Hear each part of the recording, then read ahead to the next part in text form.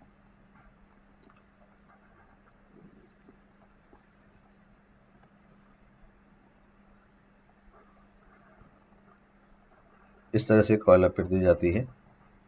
Solenoid turns आपको यहाँ दूर दूर दिख रहे हैं, लेकिन आइडियल सोलेनॉइड में टर्न्स बिल्कुल पास पास होते हैं, जिनके बीच में स्पेसिंग नेग्लिजिबल ना के बराबर होती है। तो ये वायर इसके ऊपर लपेट दिया हमने।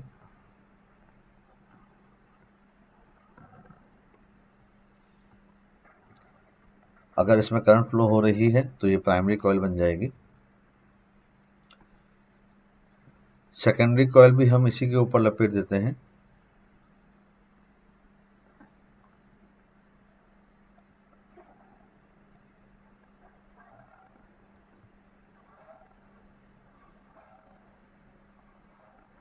इस तरह से इसके ऊपर सेकेंडरी कॉइल आ जाती है। अब दोनों एक ही कोर के ऊपर हैं, इन दोनों के प्लेन तो एक साथ पैरेलल हैं ही।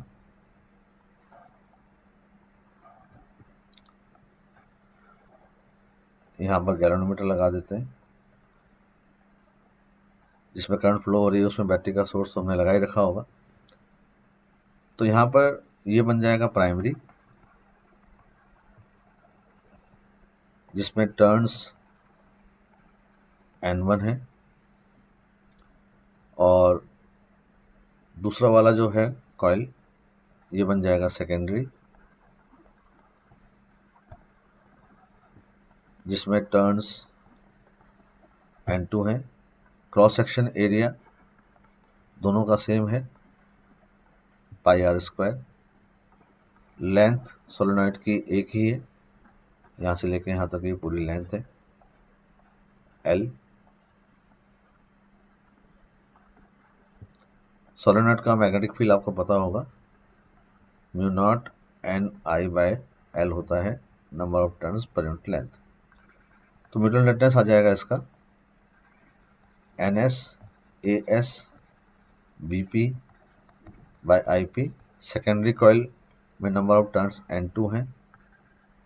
क्रॉस सेक्शन दोनों का एक ही है। प्राइमरी कॉइल सोलेनॉइड है, जिसका मैग्नेटिक फील्ड हो जाएगा mu naught N1 IP/L। IP और IP कैंसिल हो जाएगा, तो ये बन जाएगा mu naught N1 N2 pi R square by L।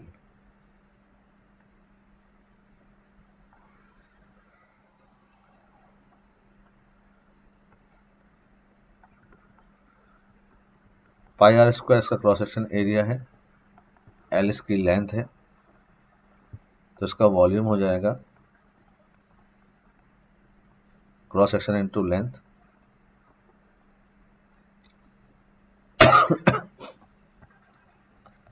तो ये हो जाएगा mu naught N1 N2। Cross section की जगह आप चाहें तो वॉल्यूम बाय लेंथ लिखें, एक लेंथ पहले से ही है तो L स्क्वायर हो गया। ये हो गया म्यू नॉट N1/L N2/L, और साथ में आ जाएगा volume. N1L N2L number of turns per unit length बन गया है, तो mu naught N1 N2 into V।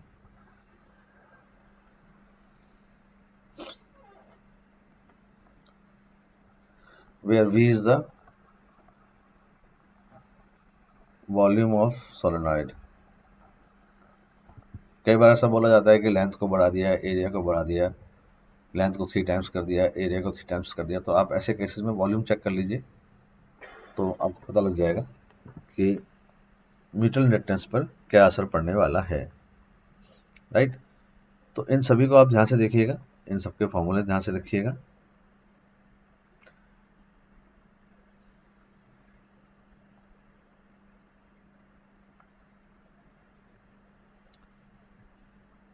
अब अगर हम सिमिलरिटी या डिफरेंस कुछ भी मान लें आप,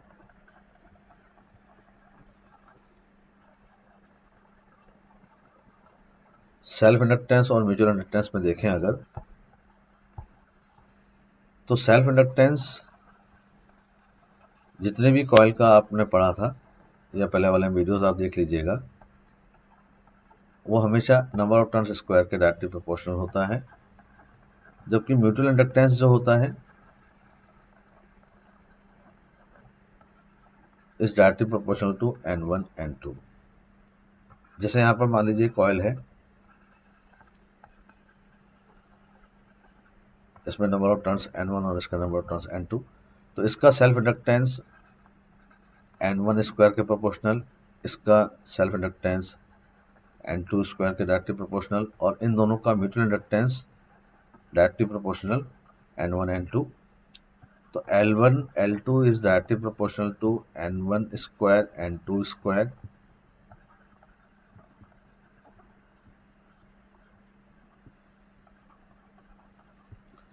या under root L1 L2 is directly proportional to N1 N2।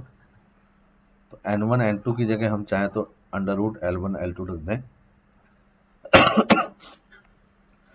तो यहाँ पर एक इंपॉर्टेंट रिलेशन सामने आ जाएगा, M is directly proportional to under root L1 L2।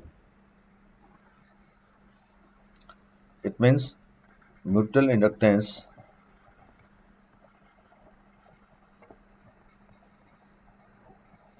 between two coils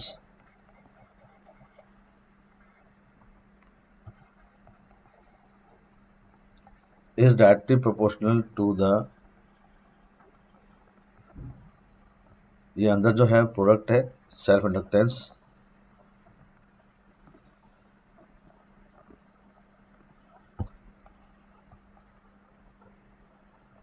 और ऊपर अंडर रूट लगा है।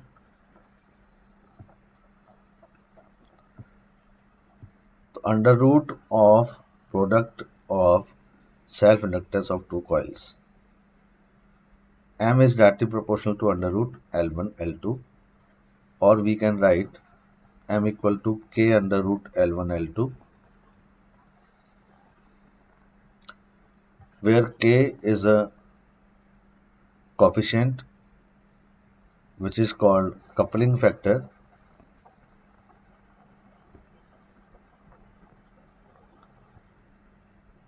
the maximum value of K is 1 when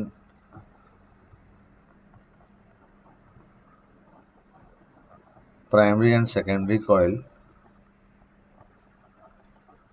are linked completely, पूरी तरह से एक दूसरे से जुड़ी हैं मैग्नेटिक रूप से, तो K1 हो जाएगा। अदरवाइज K की मिनिमम वैल्यू 0 हो जाएगी when there is no linkage। Primary और सेकेंडरी आपस में ना जुड़े, कॉइल का फ्लक्स नहीं जुड़ रहा है,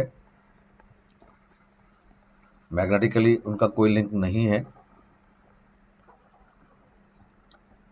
जैसे कि अगर एक कॉइल ऐसे रखी है और एक कॉइल ऐसे रखी है, तो आपने देखा यहाँ पर दोनों के प्लेन परपेंडिकुलर हैं, प्लेन परपेंडिकुलर हैं तो थीटा 90 डिग्री हो जाएगा, तो फ्लक्स लिंक होगा ही नहीं। फ्लक्स लिंक 0 हो जाएगा तो K भी 0 हो जाएगा, तो M भी 0 हो जाएगा। ध्यान रखिए L1 और L2 0 नहीं होते हैं,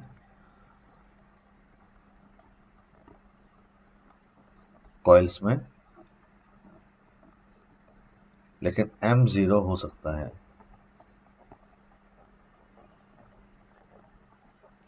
अगर K 0 हो जाए तो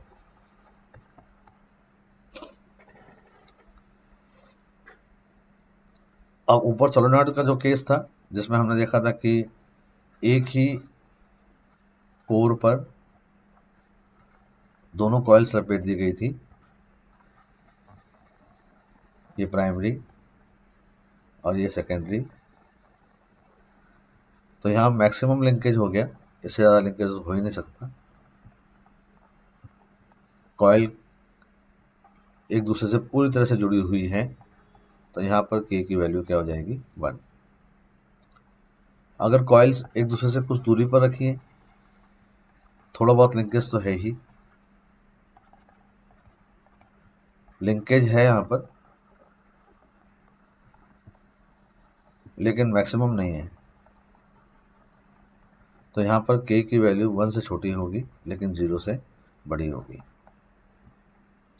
तो इस तरह से के की वैल्यू अलग अलग फैक्टर्स पर डिपेंड कर रही है कि कॉइल का ओरिएंटेशन कैसा है, ठीक है ना।